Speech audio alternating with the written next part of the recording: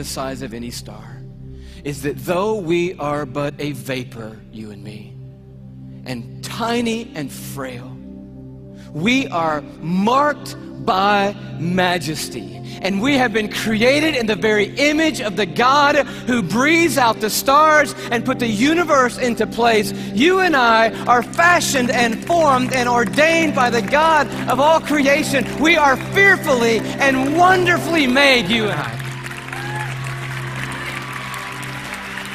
We are a miracle. You're a miracle sitting in the building tonight. If I could just remind you just for a moment, you are somebody incredibly special. Let me just dial back to the beginning, and I know you know this already, but in the very, very beginning, here's how you happened, okay? One cell from your mom found one cell from your dad.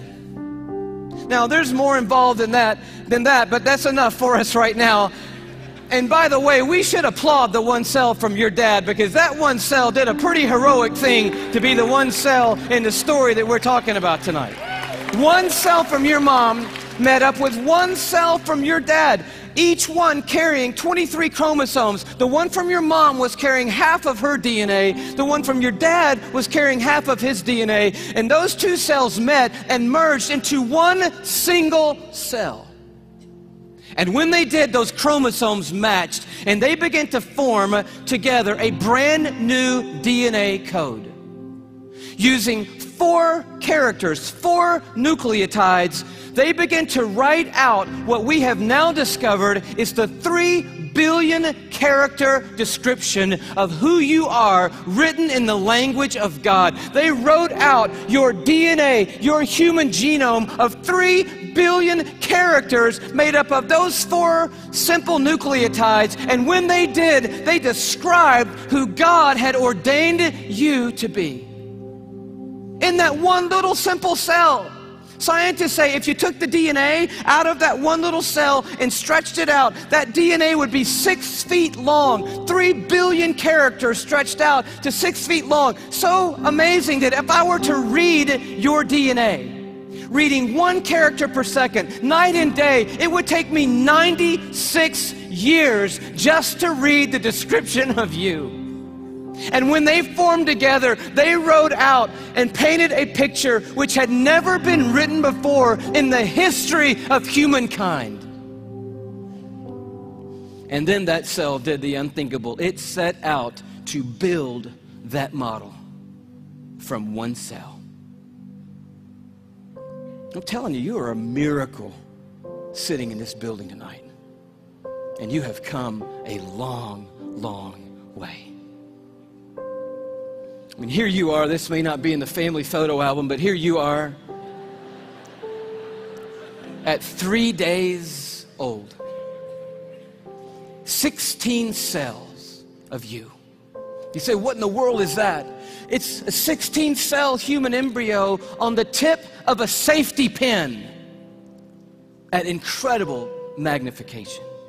So by now, that one cell had turned into 16 cells on its way to making the 75 trillion cells that make up your body tonight. Every one of those 75 trillion cells containing that 6 feet of the 3 billion character DNA code that's you. There's so much DNA in your body, by the way. If you stretched it all end to end, there'd be enough DNA to go to the moon and back inside your body. 178,000 times. That's how amazing God has made you to be.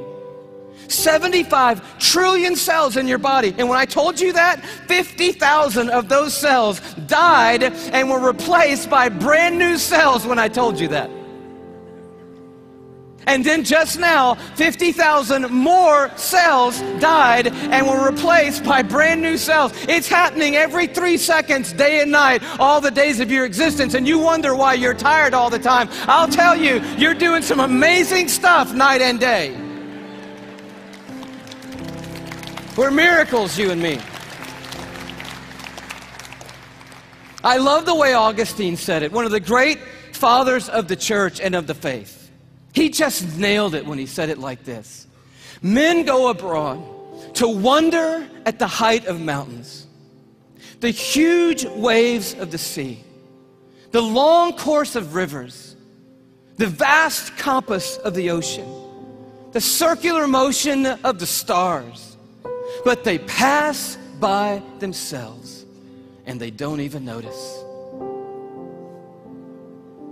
In the womb, miracles happening every moment. Here you are at 5 months in the womb. You remember those days? Those were the good old days. And just miracles happening every second. Let me tell you about one. 1,000,000 optic nerve endings left the optic nerve center of your brain in the womb, headed for 1,000,000 optic nerves that had left your eye. And they had to meet and match their exact partner, 1,000,000 looking for 1,000,000. And when they found their exact partner out of 1,000,000 and matched up together, in that instant you had sight. And anyone would tell you that to this moment, the most technologically advanced thing on planet Earth is your eye. Oh, but it didn't do you any good, because when that moment happened, you just had one piece of skin completely covering your eyeball. But as I read in one textbook, miraculously and mysteriously at about the 6th month, a little cutting device appeared, and it cut perfectly that piece of skin. And you had eyelids for the very first time in your mother's womb. You are fearfully and wonderfully made. And the God of the heavens is the one who fashioned you together. And he knows your name tonight. And he knows every single thing there is to know about you. And he's made you a promise that for those who trust in him, he will literally hold them in his hand and carry them all the days of their life. This Psalm 33 that talks about a star-breathing God turns an interesting corner. It says, "For he spoke and it came to be. He commanded and it stood fast." That's power and awe. But now it gets very personal.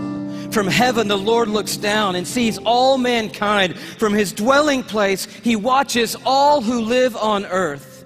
He who forms the hearts of them all and is intimately acquainted with everything they do. And then he goes even further. And he says, "The eyes of the Lord are on those who fear him, on those who hope in his unfailing love." And here comes this promise: to deliver them from death and to keep them alive in famine.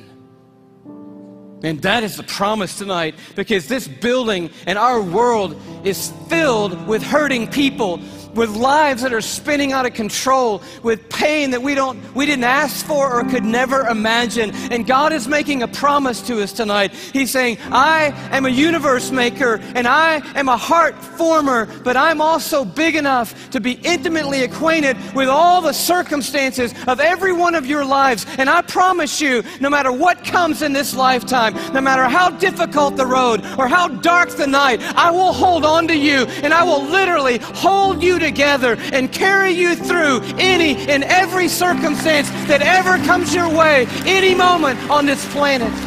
It's the promise of God. And you say, "Well, man, that sounds good, but how do I know that's true in my life right now, Louie?" I mean, that's really what we want to know tonight.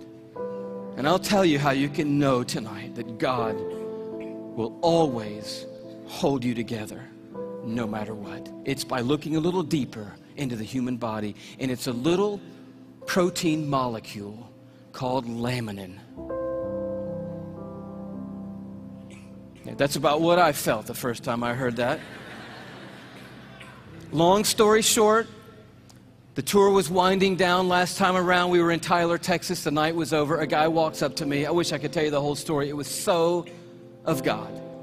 Introduces himself to me, says, "How are you doing? I just wanted to say hello." I said, "It's nice to meet you." He says, "You guys winding the tour down? Where are you going to go from here?"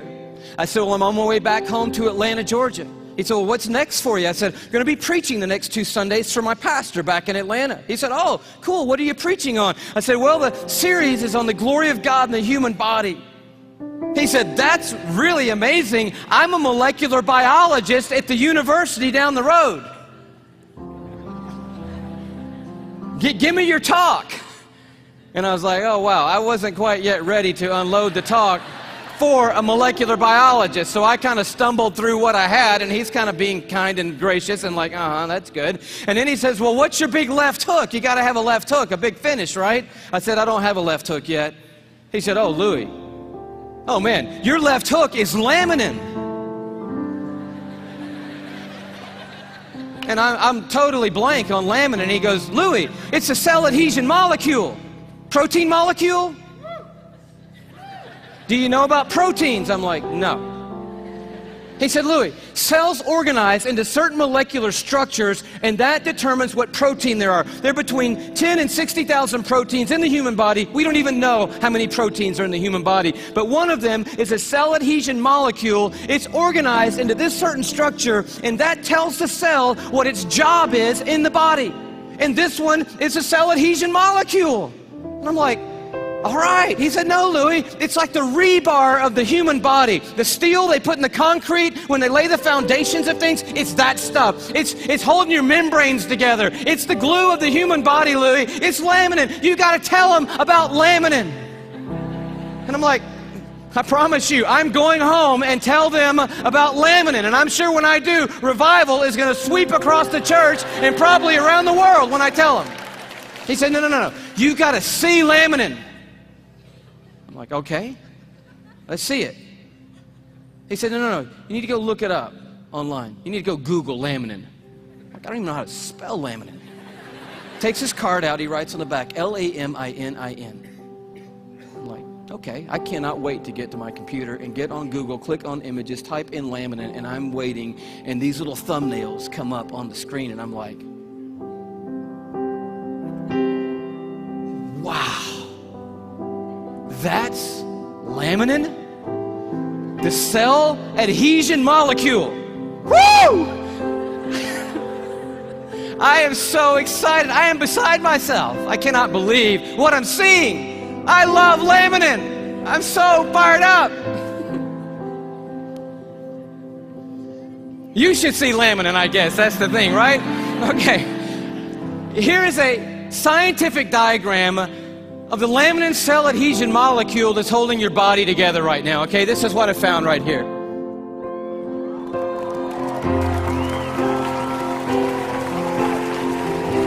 No, come on, that's crazy. That's just crazy. I just can't believe it. I emailed that guy back so fast, I'm like, wow, what in the world? He said, you want to see an actual laminin molecule? I'm like, oh no, man, the diagram was cool for me. I'm happy with that. Don't bother sending anything else. I'm like, yes! And he sends me this image, an electron microscopic image of an actual laminin protein molecule. It looks just like this.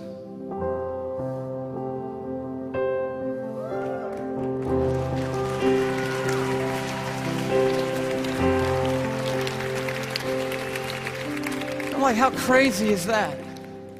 That the stuff that holds our bodies together, that's holding the lining of your organs together, holding your skin on, is in the perfect shape of the cross of our Lord Jesus Christ. And immediately I'm thinking about the words of Paul in Colossians 1. You know this beautiful passage where Paul's talking about the supremacy of Christ and the sufficiency of Christ. He says, for by him, talking about Jesus Christ, all things have been created, things in heaven and things on earth. All things were created by Jesus and for Jesus.